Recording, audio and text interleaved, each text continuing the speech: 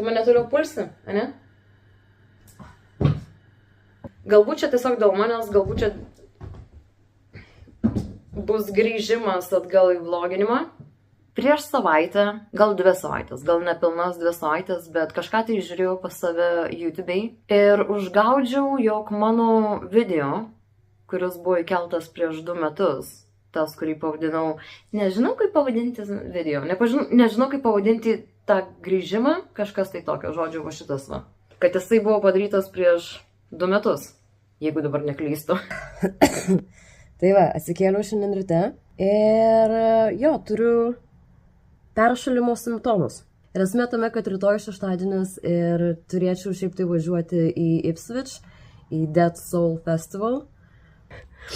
Radau žibintuvėlį, radau mėlyną šitą žibintuvėlį ir look at that!